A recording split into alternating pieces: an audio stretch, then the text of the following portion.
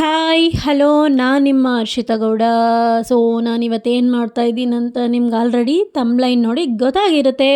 ಹೌದು, ನಾನು mushroom gravy ಮಾಡ್ತಾಯಿದ್ದೀನಿ. ಏನಕ್ಕಪ್ಪ ಅಂದರೆ ಚಿಕನ್ಗಿಂತ ಮೀರಿಸುವಂತಹ ಗ್ರೇವಿ ಇದು. ಸೊ ನನಗೆ ತುಂಬಾ ಇಷ್ಟ. ಹಾಗಾಗಿ ಅದನ್ನು ಹೇಗೆ ಮಾಡೋದು ಅಂತ ನೋಡ್ಕೊಂಡು ಬರೋಣ ಬನ್ನಿ.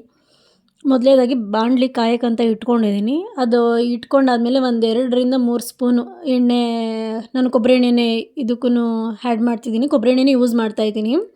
ಹಾಗೆ ಎಣ್ಣೆ ಚೆನ್ನಾಗಿ ಕಾಯ್ದ ಮೇಲೆ ಒಂದು 2-3 ಹಸಿಮೆಣ್ಸಿನ್ಕಾಯಿ ತೊಗೊಂಡಿದ್ದೀನಿ. ಏಕೆಂದರೆ ನಾನು ಚಿಲ್ಲಿ ಪೌಡರ್ ಆಮೇಲೆ ಆ್ಯಡ್ ಮಾಡೋದ್ರಿಂದ ಖಾರ ಇಲ್ಲೇ ಸ್ವಲ್ಪ ಕಮ್ಮಿನೇ ಯೂಸ್ ಮಾಡ್ತಾಯಿದ್ದೀನಿ. ಏನಕ್ಕಪ್ಪ ಅಂದರೆ ಇಲ್ಲೂ ನಾನು ಜಾಸ್ತಿ ಮೆಣಸಿನ್ಕಾಯಿ ಯೂಸ್ ಮಾಡಿದ್ರೆ ನಾನು ಅಲ್ಲೂ ಚಿಲ್ಲಿ ಪೌಡರ್ ಆ್ಯಡ್ ಮಾಡುವಾಗ ಖಾರ ಜಾಸ್ತಿ ಆಗಿಬಿಡುತ್ತೆ ಅಂತ ನೋಡ್ಕೊಂಡು ಎಷ್ಟು ಬೇಕು ಅಷ್ಟು ಹಾಕ್ಕೊಳ್ಳಿ.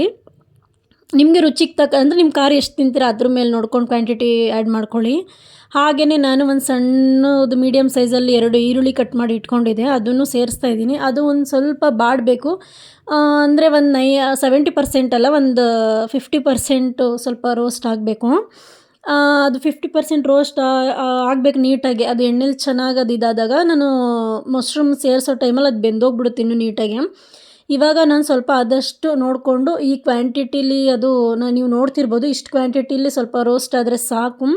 ಮತ್ತು ನಾನೊಂದು ದೊಡ್ಡ ಸೈಜಲ್ಲಿ ಒಂದು ಟೊಮೊಟೊ ಹಣ್ಣು ಕಟ್ ಮಾಡಿ ಇಟ್ಕೊಂಡಿದ್ದೆ, ಅದನ್ನು ಸೇರಿಸ್ಕೊತಾ ಇದ್ದೀನಿ. ಏನಕ್ಕಪ್ಪ ಅಂದರೆ ಈ ಗ್ರೇವಿಗೆ ಆ್ಯಕ್ಚುಲಿ ಟೊಮೊಟೊ ಹಣ್ಣು ಯೂಸ್ ಮಾಡೋದ್ರಿಂದ ಚೆನ್ನಾಗಿರುತ್ತೆ, ಗ್ರೇವಿನೂ ತಿಕ್ಕಾಗಿ ಬರುತ್ತೆ ಅಂತ ಟೊಮೊಟೊ ಹಣ್ಣು ಯೂಸ್ ಮಾಡ್ತಾಯಿದ್ದೀನಿ. ಕೆಲವರು ಲೆಮೆನ್ನು ಈ ಥರ ಎಲ್ಲ ಆ್ಯಡ್ ಮಾಡ್ಕೊತಾರೆ, ಮೊಸರು ಲೆಮನ್ ಈ ಥರ ಎಲ್ಲ.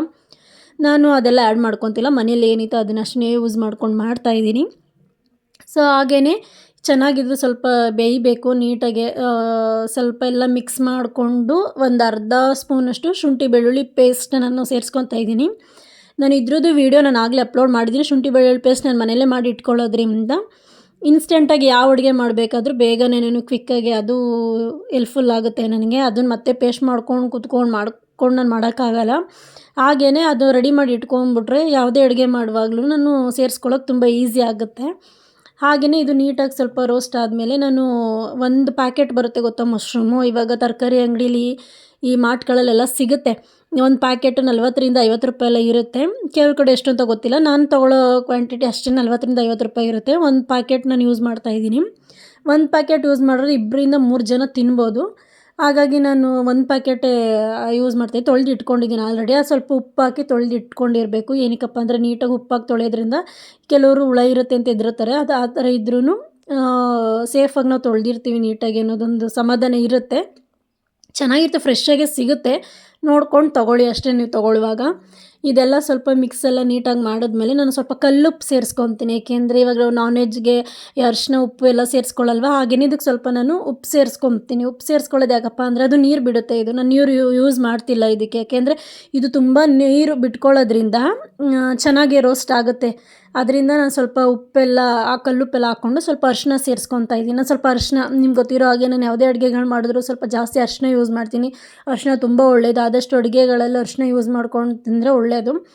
ಅದರಿಂದ ನಾನು ಅರಿಶಿನ ಸೇರಿಸ್ಕೊಂಡು ಉಪ್ಪೆಲ್ಲ ಹಾಕ್ಕೊಂಡು ಮತ್ತೆ ಅದು ನೀಟಾಗಿ ಮಿಕ್ಸ್ ಮಾಡ್ತಾಯಿದ್ದೀನಿ. ಏಕೆಂದರೆ ಅದು ಎಲ್ಲ ಮಶ್ರೂಮ್ ಪೀಸಸ್ ಇದೆಯಲ್ಲ ಎಲ್ಲದಕ್ಕೂ ನೀಟಾಗಿ ಹಿಡಿಬೇಕು. ಅದು ನೀಟಾಗಿ ಹಿಡಿದ್ರೇ ಚೆನ್ನಾಗಿ ನೀರು ಸುಂಡೋದು. ಇವಾಗ ಚಿಕನ್ ಹೆಂಗೆ ನಾವು ನೀರು ಸುಂಡಲಿ ಅಂದ್ಬಿಟ್ಟು ನಾವು ಉಪ್ಪು ಅರಿಶಿನ ಹಾಕಿ ಒಗ್ಗರಣೆ ಮಾಡಿ ಮುಚ್ಚಿಡ್ತೀವಿ, ಹಾಗೆ ಇದನ್ನು ಹಂಗೆ ಸ್ವಲ್ಪ ಹೊತ್ತು ಮುಚ್ಚಿಡಬೇಕಲ್ವ. ಅದಕ್ಕೆ ನೀಟಾಗಿ ಇದನ್ನೆಲ್ಲ ಮಿಕ್ಸ್ ಮಾಡ್ಕೊತೀನಿ. ಒಂದು ನೀಟಾಗಿ ಎಲ್ಲೂ ಇದು ಮಾಡಬಾರ್ದು, ಏಕೆಂದರೆ ಎಲ್ಲ ಪೀಸ್ಗಳಿಗೂ ಇಡಬೇಕು. ಸೊ ಇದೆಲ್ಲ ನೀಟಾಗೆ ಮಿಕ್ಸ್ ಮಾಡಾದ್ಮೇಲೆ ನಾನು ಒಂದು ಪ್ಲೇಟ್ ಮುಚ್ಚಿಬಿಟ್ಟು ಒಂದು 5 ನಿಮಿಷ ಬಿಡ್ತೀನಿ. ಏಕೆಂದರೆ 5 ನಿಮಿಷ ಬಿಟ್ಟು ಬೇಯಿಸ್ಕೊಂಡಾದ್ಮೇಲೆ ಈ ಥರ ನೀರು ಬಿಟ್ಕೊಳ್ಳುತ್ತೆ, ತುಂಬ ನೀರು ಬಿಟ್ಕೊಂಡು ನೋಡ್ತಿರ್ಬೋದು. ಈ ಒಂದು ಹಂತದಲ್ಲಿ ಇಷ್ಟು ನೀರು ಬಿಟ್ಕೊಂಡಿರೋ ಹಂತದಲ್ಲಿ ನಾವು ಈಗ ನಾನು ಸ್ವಲ್ಪ ಈ ಗರಂ ಮಸಾಲ, ಈ ಚಿಲ್ಲಿ ಪೌಡರು ಇದೆಲ್ಲ ಇರುತ್ತಲ್ಲ, ಹಾಗೆ ಎಲ್ಲದನ್ನು ತೊಗೊಂಡು ಇದಕ್ಕೆ ಈ ಹಂತದಲ್ಲಿ ನಾನು ಸೇರಿಸ್ಕೊತೀನಿ. ಫಸ್ಟ್ ಒಂದು ಸ್ವಲ್ಪ ಅರ್ಧ ಟೀ ಸ್ಪೂನಷ್ಟು ಅಷ್ಟೇ ಗರಂ ಮಸಾಲ ಸೇರಿಸ್ಕೊತೀನಿ. ಏಕೆಂದರೆ ಮಸಾಲೆ ಜಾಸ್ತಿ ಫೀಲ್ ಹೊಡೆದ್ರೆ ಚೆನ್ನಾಗಿರಲ್ಲ. ಸ್ವಲ್ಪ ಚಿಲ್ಲಿ ಪೌಡ್ರ್ ಹಾಗೆ ಹೇಳ್ದಾಗೆ ನಾನು ಸ್ಟಾರ್ಟಿಂಗ್ ಸ್ಟೇಜಲ್ಲಿ ನಿಮಗೆ ಹಸಿಮೆಣ್ಸಿನ್ಕಾಯಿ ಇದು ಹೇಳಿದ್ನಲ್ಲ, ಅದಕ್ಕೆ ನಾನು ಕಮ್ಮಿ ಹಾಕ್ಕೊಂಡೆ. ಇದು ಇಲ್ಲೂ ಖಾರ ಆ್ಯಡ್ ಆಗುತ್ತಲ್ಲ ಅಂತ ಹೇಳ್ಬಿಟ್ಟು.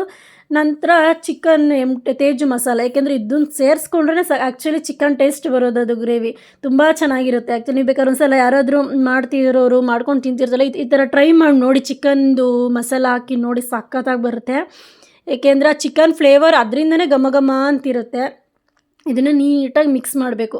ಎಲ್ಲದು ಪೌಡ್ರೆಲ್ಲ ಮಸಾಲೆಗಳೆಲ್ಲ ಆ್ಯಡ್ ಮಾಡಿದ್ನಲ್ಲ, ಸೊ ಅದೆಲ್ಲ ನೀಟಾಗಿ ಮಿಕ್ಸ್ ಆದಮೇಲೆ ಸ್ವಲ್ಪ ಎಲ್ಲ ಹಿಡಿಬೇಕು ಹಂಗೇನೆ, ಅದು ಪೀಸ್ಗಳಿಗೆಲ್ಲ ಇದೆಯಲ್ಲ ಮಶ್ರೂಮ್ದು ಎಲ್ಲ ನೀಟಾಗಿ ಹಂಗೆ ಬಿಟ್ಟು ಹಂಗೆ ಸಣ್ಣ ಮೀಡಿಯಮ್ ಫ್ಲೇಮಲ್ಲಿ ಸ್ವಲ್ಪ ಬೇಯಿಸ್ಕೊತಾ ಇರ್ಬೇಕು ಹಂಗೇನೆ. ಯಾಕೆ ಜಾಸ್ತಿ ಹಂಗೆ ಬಿಟ್ಟರೆ ತಳ ಹಿಡಿದ್ಬಿಡುತ್ತೆ ಅಂತ.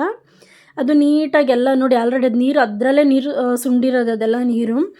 ನೀಟಾಗೆಲ್ಲ ತಿರ್ಗಿಸ್ಕೊಂಡು, ಅಂದರೆ ನೀವು ಇದನ್ನು ಯಾವ ಥರ ಬೇಕಾದರೂ ಮಾಡ್ಕೊಬೋದು. ಮಶ್ರೂಮಲ್ಲಿ ಎಷ್ಟು ಥರ ವಿಧಗಳಿದೆ. ನಾನು ವೀಡಿಯೋ ಒನ್ ಬೈ ಒನ್ ನಾನು ಅಪ್ಲೋಡ್ ಮಾಡ್ತಾ ಹೋಗ್ತೀನಿ ಮಶ್ರೂಮಲ್ಲಿ ಯಾವ್ಯಾವ ಥರ ರೆಸಿಪಿನ ನಮ್ಮ ಮನೇಲಿ ನಾವು ಮಾಡ್ಕೊಂಡು ತಿಂತೀವಿ ಅಂತ. ಸೊ ಹಾಗೆಯೇ ಒಂದು ಅರ್ಧ ಕಟ್ಟಷ್ಟು ಕೊತ್ತಂಬರಿ ಪುದೀನನೂ ತೊಳೆದು ಹಚ್ಚಿಟ್ಕೊಂಡಿದ್ದೆ, ಅದನ್ನು ಸೇರಿಸ್ತಾ ಇದ್ದೀನಿ. ಯಾಕೆಂದರೆ ಕೊತ್ತಂಬರಿ ಪುದೀನ ಲಾಸ್ಟ್ ಹಂತದಲ್ಲಿ ಸೇರಿಸ್ಕೋಬೇಕು. ಆಮೇಲೆ ಲಾಸ್ಟ್ ಕೆಲವರೆಲ್ಲ ಎಲ್ಲ ಆದಮೇಲೆ ಲಾಸ್ಟಲ್ಲಿ ಸೇರಿಸ್ಬಿಟ್ಟು ಮುಚ್ಚಿಟ್ಬಿಡ್ತಾರೆ. ನಾನು ಹಂಗೆ ಮಾಡಲ್ಲ. ಸ್ವಲ್ಪ ಇನ್ನೊಂದು 10% ಅಷ್ಟೇ ಕಂಪ್ಲೀಟ್ ಆಗೋದು ಇರೋದು ಅನ್ನೋ ಥರ ಇದ್ದಾಗಲೇ ನಾನು ಸೇರಿಸ್ಕೊತೀನಿ. ಯಾಕೆಂದರೆ ಅದು ಸ್ವಲ್ಪ ಹಸಿ ಸ್ಮೆಲ್ ಇರುತ್ತಲ್ಲ ಪುದೀನದೆಲ್ಲ ಸ್ವಲ್ಪ ಹೋಗಬೇಕು. ಅದರಿಂದ ನಾನು ಅದನ್ನೆಲ್ಲ ಸೇರಿಸ್ಕೊಂಡು ಇನ್ನೊಂದು ಸ್ವಲ್ಪ ಹೊತ್ತು ಮುಚ್ಚಿಡ್ತೀನಿ. ಯಾಕೆಂದರೆ ಅದರಲ್ಲಿ ಇನ್ನೂ ನೀರಿನಂಶ ಸುಂಡೋದಿರುತ್ತೆ. ಅದು ಎಣ್ಣೆ ಬಿಟ್ಕೊಬೇಕು ನೀಟಾಗಿ. ಒಂದು ಸ್ವಲ್ಪ ಬೇಯ್ತಿರುತ್ತಲ್ಲ, ಅದು ನೀಟಾಗಿ ಸ್ವಲ್ಪ ಆಯಿಲ್ ಕಾಣಿಸ್ತಿರ್ಬೋದು ನಿಮಗೆ ಅನಿಸುತ್ತೆ. ನೋಡಿ ಅದಾಗಲೇ ನಾನು ಇನ್ನೂ ಸ್ವಲ್ಪ ಹೊತ್ತು ಇದ್ದಿದ್ದರೆ ಅದು ತಳ ಹಿಡಿದ್ಬಿಟ್ಟಿರೋದು. ಆದರೆ ಬೇಗನೆ ತೆಗೆದೆ. ನೀವು ಅಲ್ಲಿದಲ್ಲೇ ನೋಡ್ಕೊತಾ ಇರಿ. ನಾನ್ ಸ್ಟಿಕ್ ಆಗಿರೋದ್ರಿಂದ ಸ್ವಲ್ಪ ಮ್ಯಾನೇಜ್ ಆಗ್ತಿತ್ತು. ನೀವು ಬೇರೆ ಥರ ಬಾಣಲಿಗಳಲ್ಲಿ ಮಾಡ್ತಿದ್ರೆ ನೀವು ಹಂಗೆ ಮುಚ್ಚಿಬಿಟ್ರೆ ಅಂಡು ಹಿಡಿದ್ಬಿಡುತ್ತೆ. ಫಸ್ಟ್ ಹಂತದಲ್ಲಿ ಅಂಡು ಹಿಡಿಯಲ್ಲ, ಯಾಕೆಂದರೆ ನೀರು ಸುಣ್ತಾ ಇರುತ್ತಲ್ಲ ಅದರಿಂದ. ಎರಡನೇ ಹಂತದಲ್ಲಿ ಇನ್ನೊಂದು ಸ್ವಲ್ಪ ನೀರು ಸುಂಡಲಿ, ಆ ಮಸಾಲೆ ಎಲ್ಲ ಚೆನ್ನಾಗಿ ಬೇಯಲಿ. ಆ ನೀರು ಸುಂಡಿದಾಗ ನೀರಲ್ಲಿ ಅಂತ ನಾವು ಬಿಡ್ತೀವಲ್ಲ, ಆಗ ಸ್ವಲ್ಪ ನೋಡ್ಕೊಂಡು ತಿರ್ಸ್ಕೊತಾ ಇರಬೇಕು ಅಲ್ಲಿದಲ್ಲೇ. ಫೈನಲ್ ಎಲ್ಲ ಈ ಥರ ನೋಡಿ ಇಷ್ಟು ಗಟ್ಟಿಯಾಗಿದೆ ಇದು. ಫಸ್ಟ್ ಎಷ್ಟು ನೀರು ಬಿಟ್ಕೊತು ಅದೇ ನೀರೆಲ್ಲ ಚೆನ್ನಾಗಿ ಸುಂಡ್ಬೇಕು. ಮತ್ತು ಅದೇ ನೀರಲ್ಲಿ ನಾವು ಹಾಕಿರೋ ಮಸಾಲೆ ಎಲ್ಲ ಬೇಯಬೇಕು, ಹಸಿ ಸ್ಮೆಲ್ಲಲ್ಲಿ ಹೋಗಬೇಕು. Finally mushroom gravy ready. So ನಾನು ಇದನ್ನು ರೈಸ್ ಜೊತೆ ಸರ್ವ್ ಮಾಡ್ಕೊತಾ ಇದ್ದೀನಿ. ಸಖತ್ತಾಗಿರುತ್ತೆ. ನೀವು ಚಪಾತಿ, ರೊಟ್ಟಿ, ದೋಸೆ ಯಾವುದಕ್ಕಾದ್ರೂ ಇದನ್ನು ತಿನ್ಬೋದು. ನಾನು ರೈಸ್ ಜೊತೆನೇ ಸರ್ವ್ ಮಾಡ್ಕೊಂಡು ತಿಂತಾಯಿದ್ದೀನಿ. ನೀವು ಮಾಡ್ಕೊಂಡು ತಿನ್ನಿ, ತುಂಬ ಚೆನ್ನಾಗಿರುತ್ತೆ. ಸೊ ಹೀಗೆ ವಾಚ್ ಮಾಡ್ತಾಯಿರಿ, ಸಬ್ಸ್ಕ್ರೈಬ್ ಮಾಡಿ ಅಂತ ಹೇಳ್ತಾ thank you so much. Take care, bye.